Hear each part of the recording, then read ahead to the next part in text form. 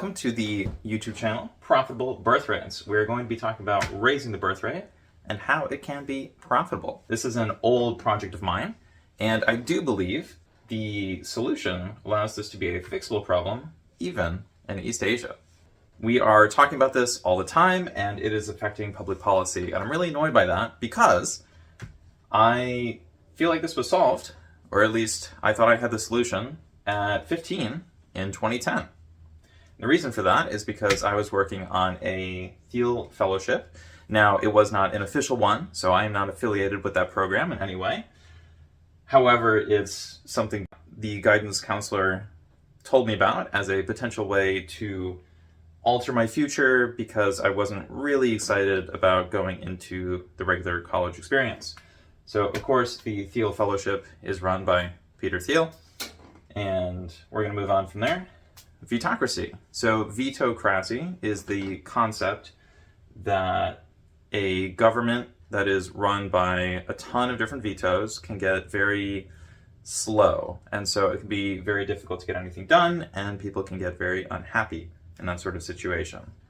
That term comes from Francis Fukuyama, and a lot of his work was talked about in 2010 when I was at school with a bunch of other kids that went on to do very well. So classmates shape the world. And this is because I went to a school for the children of the rich, powerful, and well-connected, and my classmates are now actually kind of running the world. Not totally, because we still have boomers in pretty much every position, but one step down from them, these people are doing some work. We all saw the answers. This was not like a super secret project. Like, I did talk about how I was working on this as like a potential Thiel fellowship thing, but I didn't actually end up pursuing it because it seemed like a solved problem. It seemed like everybody knew how to lower the birth rate or to raise the birth rate, and it wasn't something that was interesting, and it felt dealt with. Wealthy avoid the solution. So if I knew the answers, and my classmates knew the answers, and the people in charge knew the answers, then that might just be the wealthy are avoiding the solution. That might be because some of the potential solutions involve them no longer being wealthy. So, overproduce middle class. If you have a lot of people in the middle class, there are not a lot of people in the upper class or the lower class. So, if you focus on overproducing the middle class, the people who are actually, having a somewhat easy life and also not controlling the entire world, that can put a lot of pressure on the people at the very top, and they don't necessarily want to give up all their wealth and power. Justify more money, more kids, or more relationships. So there are a lot of people who talk about the birth rate in a way to get themselves more money, like, oh, well, I'm a parent, so all the parents should get paid. Or more kids, like, well, I'm a man and I gotta have more kids. And it's like, you already have 10, right? Like, relax. Or relationships. There's some people who just want to have like 100 significant others at the same time. And so this birth rate situation, I don't think it's going to be solved by any of those three things. I think we're going to have to focus on some other less talked about things. Cheap, popular, and time consuming. My solution, or at least what I'm going to put forward as a potential solution, is very cheap, and I do aim for it to be popular and profitable. I don't know if it's going to end up being popular. I have to actually present it before people tell me it is, but it is time consuming, right? So this is not a solution that's going to deliver profit within 1 year, and obviously it's not going to produce 20-year-olds within 1 year because you have to wait 20 years to get 20-year-olds. Rewilding. So in Europe, when there is a population decline, it seems like the solution is just give all the land back to nature, and that way you will be able to clear away all the problems, and nature will fix everything, and it will be beautiful.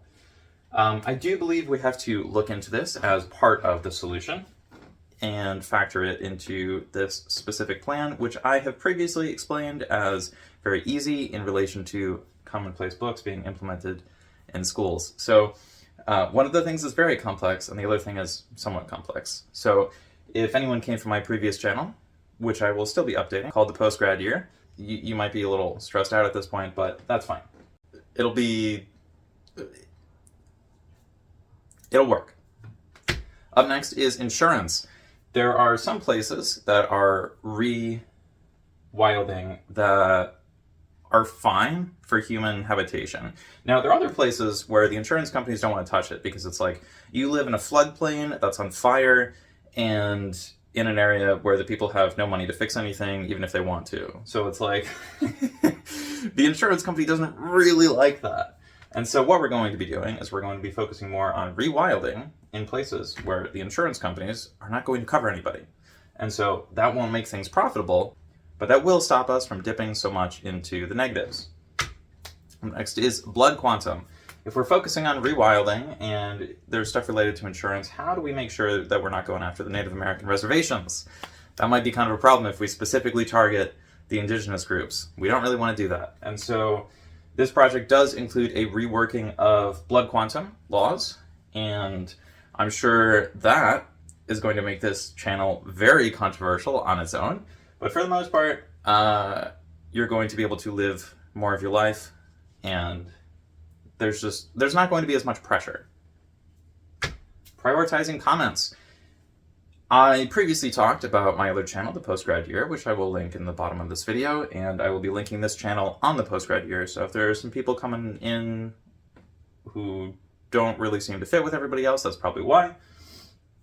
But I will be prioritizing the channel that gets more comments, specifically more productive comments. So, what did you find interesting, thought-provoking, or how does this relate to other things you've been working on? Up next, we're going to show Decaying Micronations, because these three things, as well as a bunch of other things, which are not mentioned here because I only have 20 cards, will make up the majority of my project. So up next, we're going to be talking about Decaying Micronations, which is a way to link these three things together. Anyways, thank you for your time. I'm sorry this video took so long for me to make, and hopefully I will see you in the next video. All right, bye.